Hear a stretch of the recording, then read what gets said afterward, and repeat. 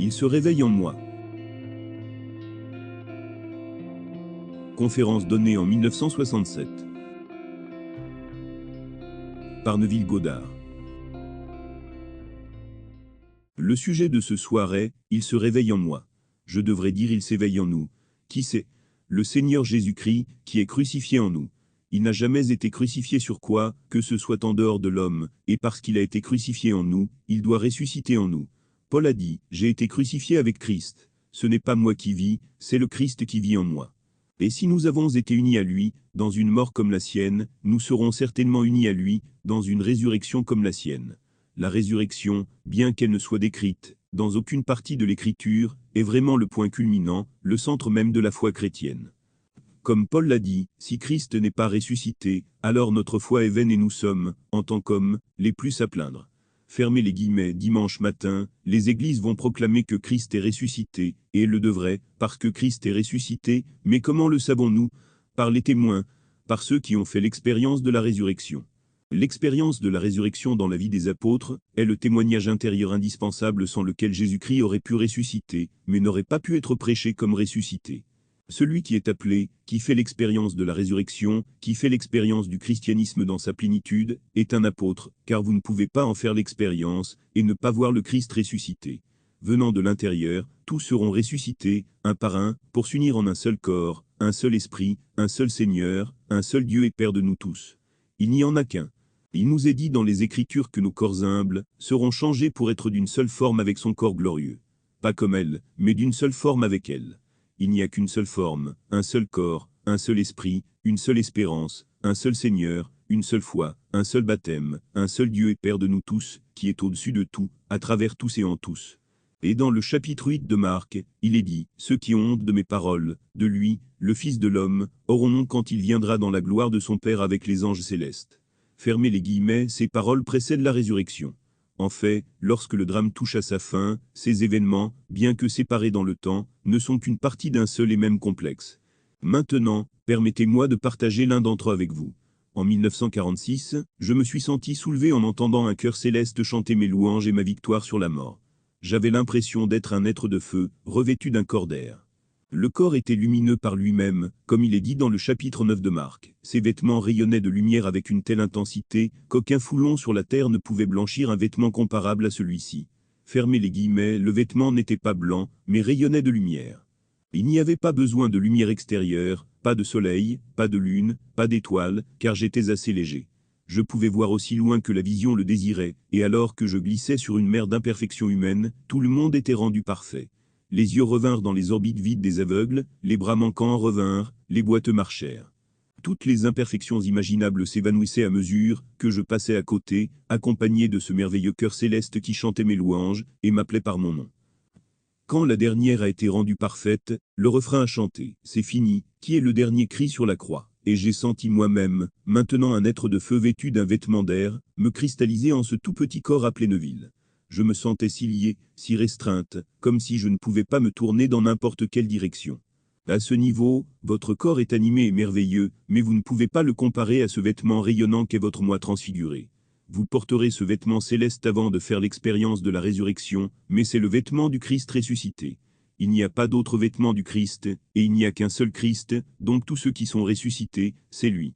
Il nous est dit dans la lettre de Paul aux Corinthiens, je pense que c'est le chapitre 6. Dieu a ressuscité le Seigneur, et nous aussi nous serons ressuscités par sa puissance, et puis-je vous dire, quelle puissance? Appelez la puissance de Dieu, elle vient à vous comme un vent. Au début, vous le ressentez comme une vibration, mais quand cela vous frappe, ce moi transfiguré est un vent surnaturel. Puis, en 1959, la résurrection est arrivée, suivie de ma naissance dans une ère entièrement nouvelle. La résurrection commence tout le drame du christianisme, bien que de nombreuses expériences la précèdent, alors que vous portez votre moi transfiguré, et que vous savez être un être de feu demeurant dans un corps d'air. La résurrection vient si soudainement. Il n'y a pas d'avertissement, car dans cet état transfiguré, il vous est dit de n'en parler à personne, jusqu'à ce que le Fils de l'homme soit ressuscité d'entre les morts. On a enseigné à l'homme à croire qu'un homme a été crucifié sur un arbre en bois, qu'on en est descendu, et qu'on l'a mis dans une tombe, et ce n'est pas du tout le cas. Christ, le grand Messie, est enterré en vous comme votre puissance créatrice et votre sagesse, qui est la puissance créatrice, et la sagesse de Dieu abaissée à ce niveau. enfoui en vous, il rêve d'expériences horribles. Mais à la fin, cette puissance commence à s'agiter, et, ce faisant, elle accomplit tout ce qui a été prédit dans l'Écriture à son sujet. Écoutez maintenant les paroles de Moïse, l'état éternel du prophète par lequel passent tous les hommes, telles qu'elles sont rapportées dans le livre du Deutéronome. L'Éternel, ton Dieu, te suscitera du milieu de vous, d'entre tes frères, un prophète comme moi, celui que tu écouteras. Fermez les guillemets, ne lisez pas ce passage en surface, car les traductions sont étranges. Revenez en arrière, pour trouver la signification hébraïque de chaque mot de la phrase. Nous ne prendrons qu'un seul mot, traduit dans la version standard révisée par parmi et dans la version King James par milieu. Le mot hébreu ainsi traduit signifie « à l'intérieur de toi-même », le cœur, l'intestin, le cœur même d'une personne, la pensée la plus intime de l'homme. Alors, du milieu de vous, le Seigneur Dieu vous suscitera un prophète comme moi. Fermez les guillemets, Moïse était celui qui, dans le monde antique, a fait l'expérience de la transfiguration. Et quand il retourna vers les Israélites, son corps brilla tellement qu'il dut le couvrir, car il ne pouvait pas voir la gloire de l'homme. Voici le prototype de celui qui doit être élevé de l'homme, de l'homme. Quelque chose sort de l'homme qui est le Seigneur, le Messie, le Seigneur Jésus-Christ. Ce n'est pas quelque chose qui sort, et vous laisse ici. Votre vêtement est la tombe dans laquelle Dieu est enterré comme votre propre merveilleuse imagination humaine. Tout dans votre monde est produit par l'imagination. Il n'y a pas une chose qui n'ait été imaginée au départ, mais quand elle devient un fait objectif, elle semble si indépendante de la perception que vous en avez, que vous oubliez son origine, et ne réalisez pas qu'elle a été produite par vous. Tout ce qui apparaît à l'extérieur était d'abord une image, rien de plus qu'un rêve, qui a été créé par le rêveur en vous, qui est le Seigneur Jésus-Christ. Puis un jour, votre imagination commence à s'agiter et sans prévenir, vous êtes ressuscité. C'est comme ça que ça m'est arrivé. J'ai pris ma retraite comme d'habitude, comme je l'ai fait au fil des ans. Puis vint ce vent surnaturel. Maintenant, en hébreu et en grec, les mots esprit et vent sont les mêmes, donc quand vous parlez de l'esprit du Seigneur, vous parlez du vent. S'intensifiant dans ma tête, j'avais l'impression que j'allais exploser, que je devais vivre une hémorragie massive. Mais au lieu de cela, j'ai commencé à me réveiller, pour découvrir que j'étais dans mon crâne. J'étais plus éveillé que je ne l'avais jamais été auparavant. Je connaissais une clarté de pensée, que je n'avais jamais connue auparavant, mais j'étais enseveli dans mon crâne, et il était complètement scellé. Debout seul dans ce tombeau vide, j'étais consumé par le désir d'en sortir. Possédant une connaissance particulière et innée, comme si elle avait été construite au début des temps, je savais que si je poussais la base de mon crâne, quelque chose bougerait. Obéissant à cet instinct, j'ai poussé, et quelque chose a roulé en laissant une ouverture assez grande, pour que je puisse passer la tête à travers. Puis je me suis serré centimètre par centimètre, comme un enfant qui sort du ventre d'une femme. Je restais quelques secondes sur le sol, puis je me levais pour regarder ce corps d'où je venais. Il semblait mort, mais sa tête bougeait d'un côté à l'autre. En regardant, j'ai réalisé que j'avais été dans ce corps pendant tout ce temps, et que je n'avais pas réalisé que c'était une tombe. J'avais toujours pensé que c'était moi. Si quelqu'un frappait ma main, il me frappait. Si on mettait de la nourriture dans ma bouche, je la mangeais. Si le corps a été nourri, baigné ou rasé, c'était moi pour ce que je suis. Il ne m'est jamais venu à l'esprit que le corps était un vêtement que je portais, et que c'était un vêtement de mort. Puis le vent s'est levé, mais au lieu d'être dans ma tête, il venait du coin de la pièce, ce qui m'a fait détourner mon attention du vêtement sur le lit. Quand j'ai regardé de nouveau, le vêtement avait disparu, et à sa place se trouvaient mes 3 frères, l'un assis à la tête, et les 2 autres aux pieds.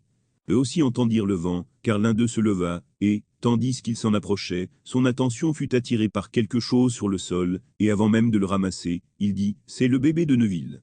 Fermez les guillemets, les 2 autres, d'une voix incrédule, dirent « Comment Neville peut-il avoir un bébé ?» Fermez les guillemets, il n'a pas argumenté sur ce point, mais a simplement produit la preuve, un nourrisson emmailloté. Eh bien, je n'ai pas donné naissance à un enfant, l'enfant n'est qu'un signe. L'Écriture nous dit, ce sera un signe pour vous. Tu trouveras un bébé emmailloté. Le bébé est un signe que Dieu est né, que son pouvoir naît à un niveau supérieur de son propre être. Dieu s'est enterré lui-même, puis s'est ressuscité, et la preuve qu'il est ressuscité est appelée une naissance, dont un enfant est le symbole. Un petit enfant emmailloté est pour vous un signe que l'esprit est né, car la chair et le sang ne peuvent hériter du royaume des cieux, ni le périssable n'hérite de l'impérissable. Si vous voulez entrer dans le royaume, vous devez quitter le vêtement de chair et de sang que vous avez porté à travers les siècles. Ainsi, la résurrection est suivie de votre naissance d'en haut. Viennent ensuite tous les autres événements qui s'étendent sur une période de 3 ans et demi comme nous le dit l'Écriture. Quand Jésus a commencé son ministère, il avait 30 ans, et son ministère a duré 3 ans et demi. Fermez les guillemets, il reste exactement 1260 jours, soit 3 ans et demi, avant la fin du grand drame.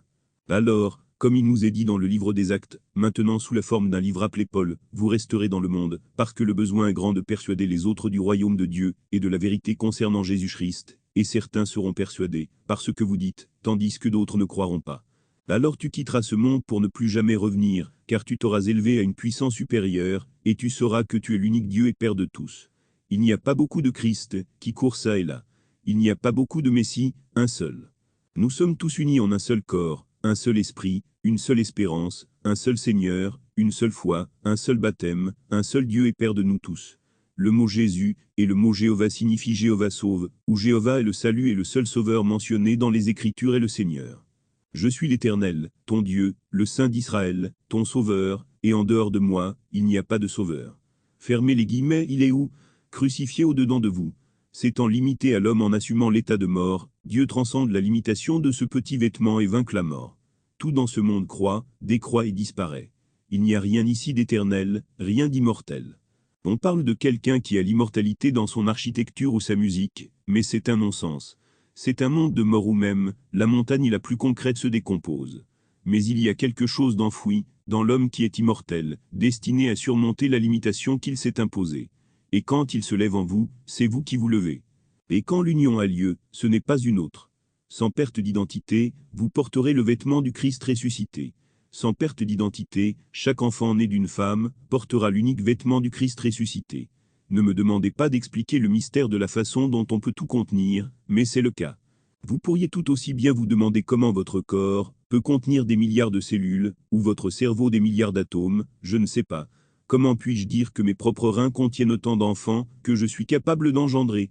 Ils viennent tous de moi, mais ils semblent être de nombreux corps, lorsqu'ils entrent dans ce monde, mais à la fin, ils seront tous rassemblés en un seul corps.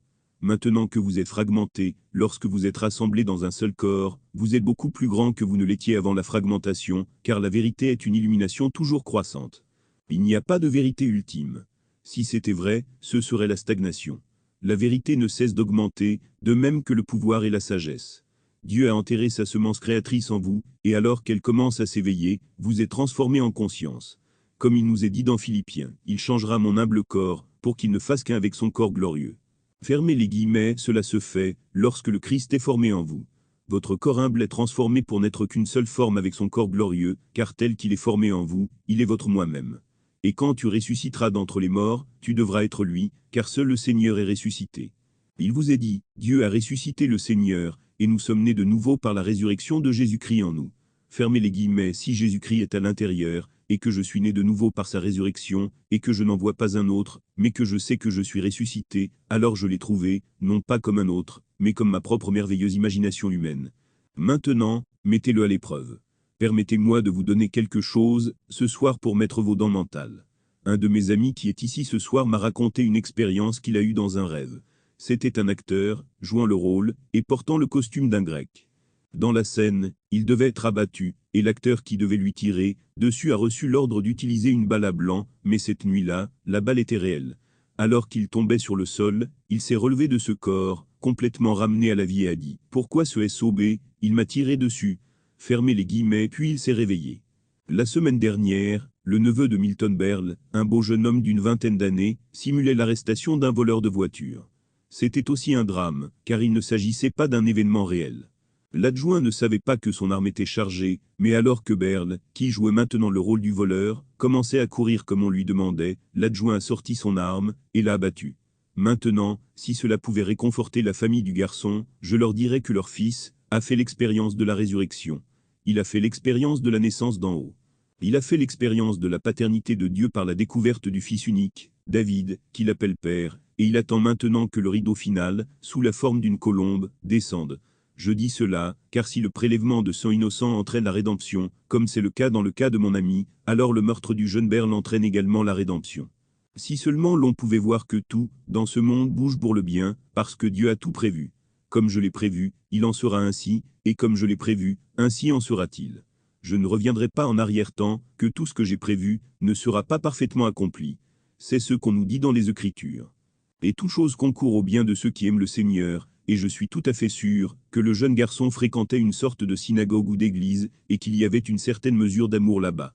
Si quelqu'un va au combat, pour tuer et être tué, ce n'est pas du sang innocent.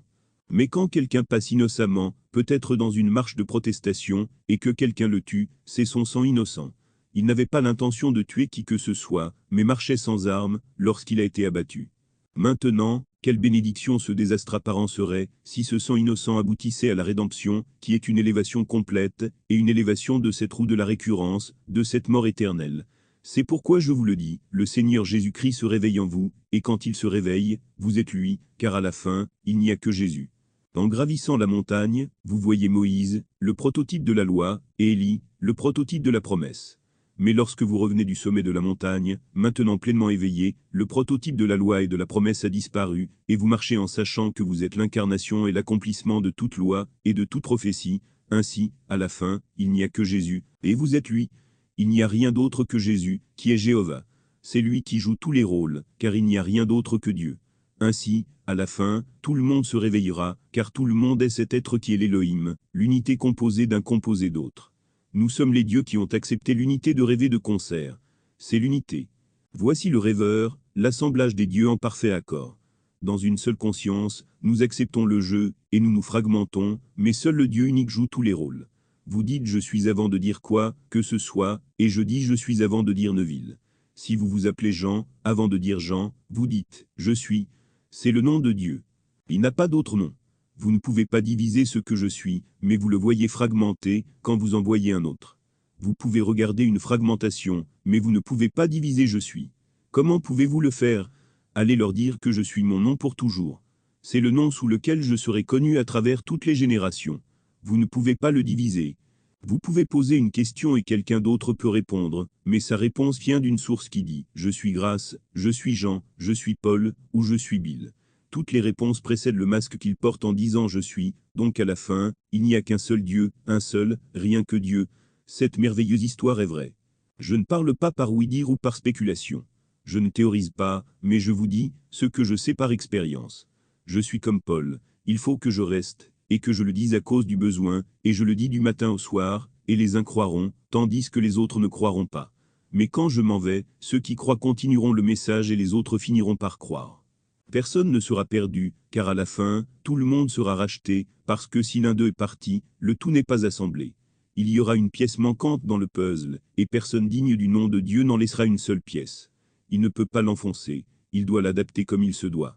Tout doit s'accorder, car au commencement il y avait un plan, et à la fin, le plan s'accomplira.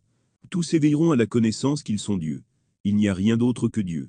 Mais personne ne peut devenir conscient au niveau supérieur par un bon travail qu'il fait. Vous ne pouvez pas le gagner. Il n'y a rien de tel que d'accumuler du mérite, c'est simplement, Dieu a ressuscité le Seigneur, et nous ressuscitera aussi par sa puissance. Fermez les guillemets, chacun à son rythme. Nous sommes tous rassemblés, l'un après l'autre, mais chacun à son rythme. Il y a un plan à tout cela, et la volonté du Seigneur ne reviendra pas en arrière-temps, qu'il n'aura pas exécuté et accompli les intentions de son esprit. Dans les derniers jours, comme nous le dit le livre de Jérémie, vous le comprendrez parfaitement. Fermez les guillemets, vous verrez comment tout a été fait selon un plan défini. Entrons maintenant dans le silence.